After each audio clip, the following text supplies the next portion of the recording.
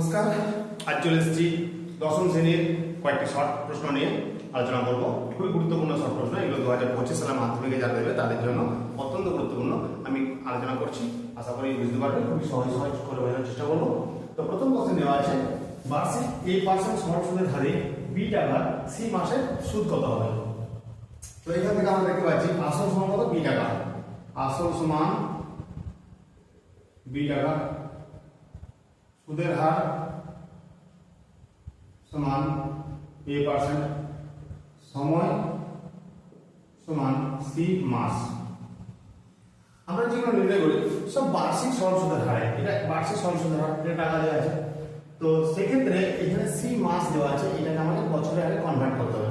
তো C মাসকে আমি বছর করতে হলে C কে 12 দিয়ে ভাগ করলে আমি পেয়ে যাবো C/12 বছর। তাহলে সময়টা পেলাম C/12 বছর। এখন চাইলাম কি সুদ নিয়ে নেবো, তাহলে সুদ সমান জিজ্ঞাসা এটা বের করতে হবে। তো আমরা জানি সুদ সমান হচ্ছে P/100। তো P বলতে এখানে B টাকা, তাহলে নিয়ে নিলাম সুদ সমান হচ্ছে B গুণিত R, মানে হচ্ছে সুদের হার A গুণিত T মানে সময় C/12 বাই 100। তো সমানভাবে আমরা লিখতে পারি B গুণিত A গুণিত C/12 গুণিত এই 100টা 1/100 হয়ে যাবে। তাহলে গুণ করলে ABC গুণ করলে পাই ABC/1200 টাকা, অর্থাৎ B এর অপশনটা কারেক্ট। দুই নম্বর প্রশ্ন আছে, এক ব্যক্তি 100 টাকা ব্যাংকে জমা রেখে 2 বছর পর মোট 121 টাকা পেলেন, বার্ষিক চক্রবৃদ্ধি সুদের হার কত? আমরা প্রথমে ধরব যদি আসল P সমান 100 টাকা, সময় N সমান 2 বছর, চক্রবৃদ্ধি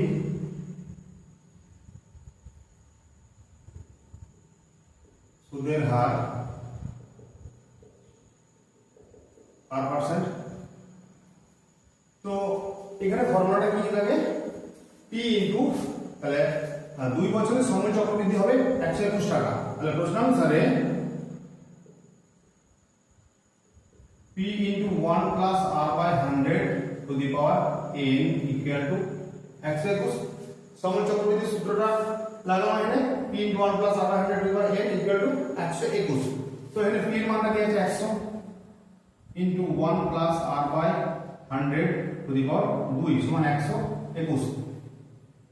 এরপরে এই 100 ডান দিকে নিয়ে গেলে বাই হয়ে যাবে, অর্থাৎ 1 plus R/100 to the power 2 equal to 121/100। এরপর আমরা কি করব, এখানে 1 plus R/100 to the power 2 equal to 121 কে আমরা বলতে পারি 11 এর বর্গ, আর 10 কে আমরা 100 কে আমরা 10 এর বর্গ বলতে পারি, অর্থাৎ 11/10 এর বর্গ করলে আমরা 121/100 পাই। এবারে উভয় পক্ষকে যদি বর্গমূল করা হয় তাহলে এই স্কয়ার করে উঠে যাবে, অর্থাৎ বা লিখতে পারি 1 plus R/100 equal to 11/10। কি লিখবো, উভয় পক্ষকে বর্গমূল করে পাই। এবারে বাম দিকে 100 লসাগু যোগ করছি, 100 কে 100 প্লাস R সমান 11/10। নিচে 10 10 এ 100 কেটে দিলাম, এরপর কোণাকুণি গুণ করব। তাহলে এখানে 1 দিয়ে গুণ করলে বা 1 দিয়ে গুণ করলে 100 কে 100 প্লাস আর কে আর সমান 100 সঙ্গে 11 দিয়ে 10 এর সঙ্গে 11 গুণ করলে হবে 110, বা আর সমান 110, 100 ডান দিকে গেলে মাইনাস হয়ে যাবে 100, বা আর সমান 10। অর্থাৎ আর কি ধরা হলো, চক্রবৃদ্ধি সুদের হার। তো চক্রবৃদ্ধি সুদের হার সমান হবে 10%।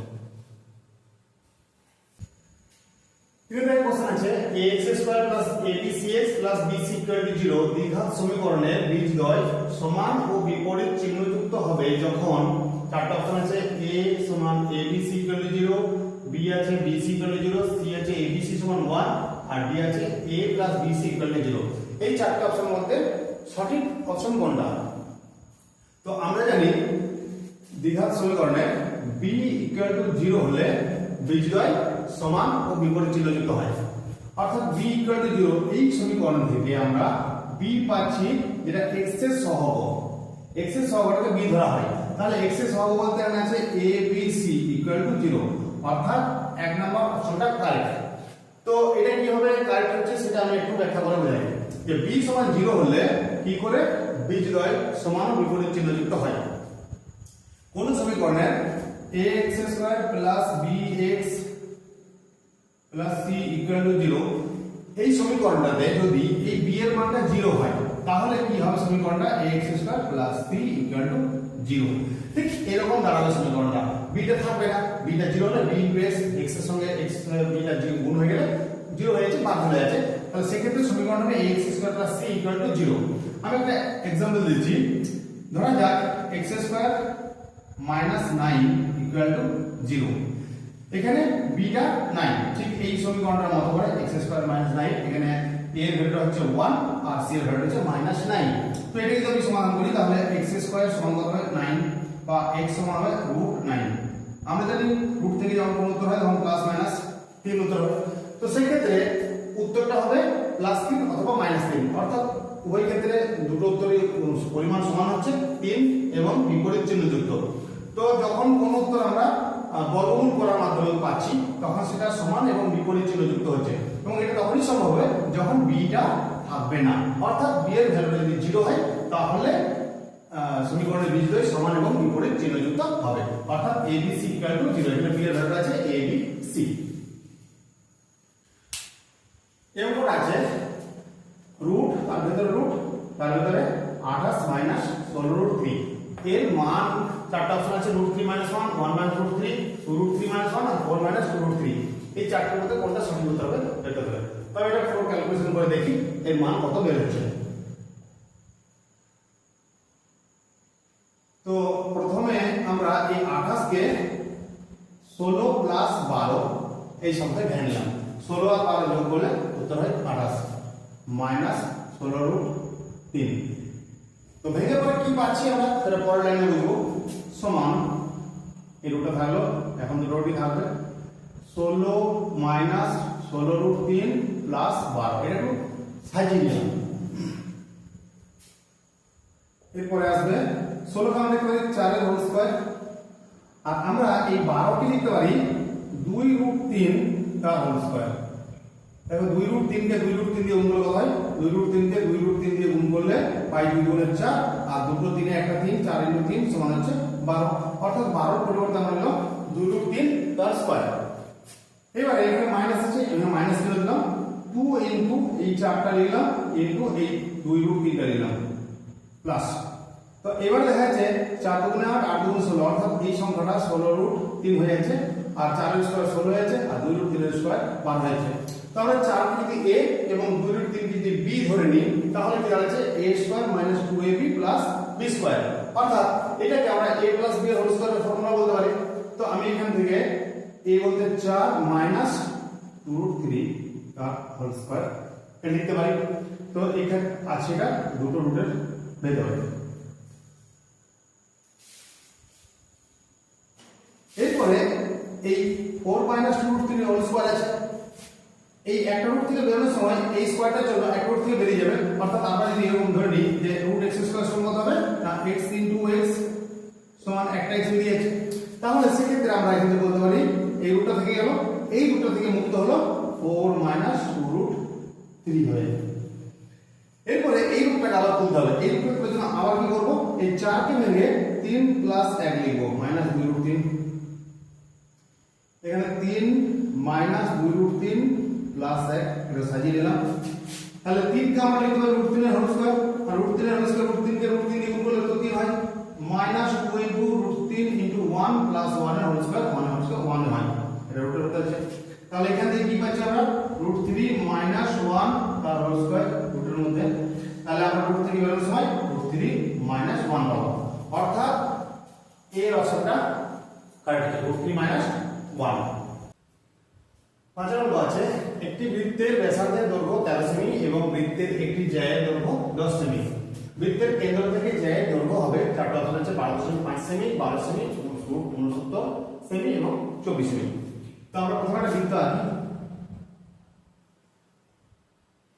এটা একটা বৃত্ত আঁকলাম। বৃত্তের একটা জ্যায়ের দৈর্ঘ্য 10 সেমি, এটা 10 সেমি।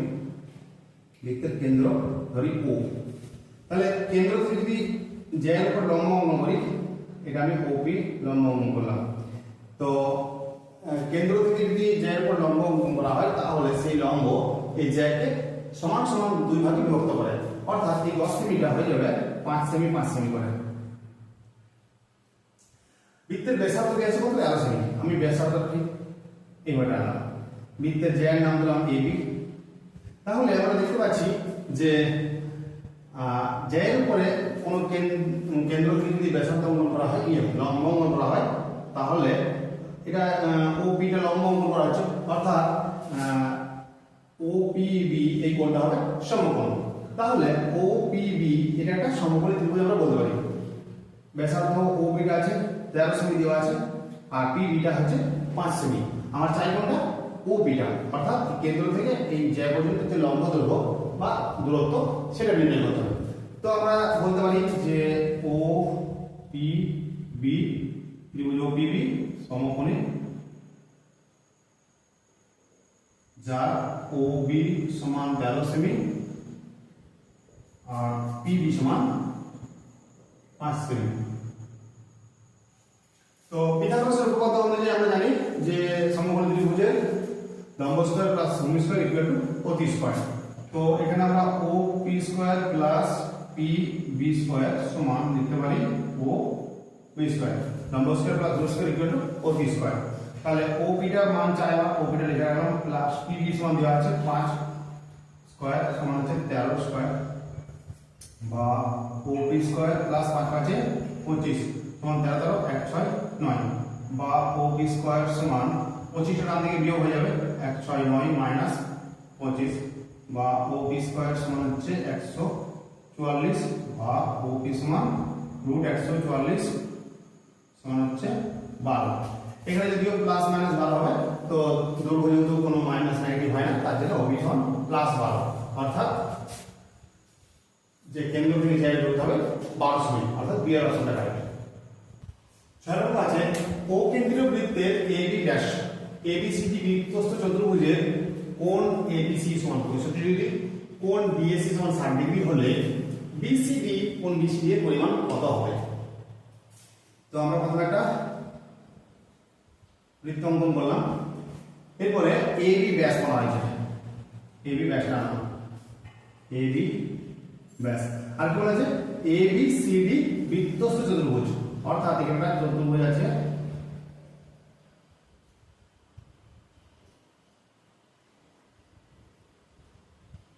এবিসিডি বৃত্তস্থ চতুর্ভুজ। কোণ এবিসি, কোণ এবিসি এই কোণটা আছে 65 ডিগ্রি। কোণ ডিএসি, ডিএসি এখানে এসিটা আনতে হবে, কোণ ডিএসি এটা দিয়ে আছে 60 ডিগ্রি। এখন চাই কোণটা হবে বিসিডি, অর্থাৎ বিসিডি এই পুরো কোণটা আমাকে বের করতে বলা হয়েছে।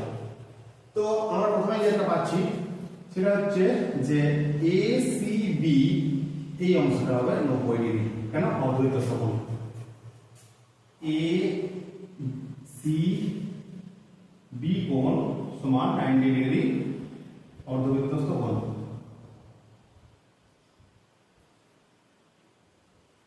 কারণ আমরা জানি অর্ধবৃত্তস্থ কোণ সমকোণ হয়। এবারে যেহেতু এ বি সি ডি একটা বৃত্তস্থ চতুর্ভুজ, তাহলে বি কোণ এবং ডি কোণের যোগফল হবে 180 ডিগ্রি। কারণ আমরা জানি অলরেডি যে কোন বৃত্তস্থ চতুর্ভুজের বিপরীত কোণগুলি পরস্পর সম্পূরক হয়। তাহলে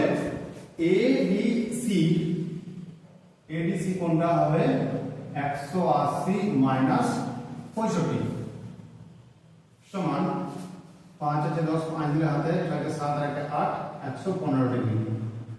তাহলে এই কোণটা হলো 115 ডিগ্রি। এবারে এসিডি এই ত্রিভুজের তিনটে কোণ মিলে 180 ডিগ্রি হবে, তার মধ্যে একটা পেয়েছি 115, একটা পেয়ে দেওয়া আছে 60। তাহলে এই সি মানে ডিসিএ বা এসিডি এর পরিমাণটা হবে এসিডি সমান 180 মাইনাস এই দুটো যোগফল মানে 115 প্লাস 60 180 মাইনাস যোগ করলে পাই 5 6 এর 7 175 180 থেকে 175 বিয়োগ হয় 5 ডিগ্রি। তাহলে আমরা ACD পেলাম 5 ডিগ্রি। এবারে BCD এটা জানবে BCD অর্থাৎ BCD কোণ সমান এখানে পেয়েছি আমরা BCA বা ACB পেয়েছি 90 ডিগ্রি আর ACD পেয়েছি 5 ডিগ্রি। তাহলে 90 প্লাস 5 সমান 95 ডিগ্রি অর্থাৎ এই অপশনটা কারেক্ট। তো এই ছিল আজকে ছটা শর্ট প্রশ্ন, আশা করি বোঝাতে পেরেছি। আর যদি কোনো সমস্যা থাকে তো অবশ্যই কমেন্ট করে জানাবে। আর যদি ভিডিওটা সামান্যতম উপকার লেগেছে বলে মনে হয় তাহলে অবশ্যই একটা লাইক করবে। আর যদি এটা মনে হয় যে বন্ধুদের একটু হেল্প করা প্রয়োজন আছে তাহলে তাদেরকে অবশ্যই এটা শেয়ার করবে।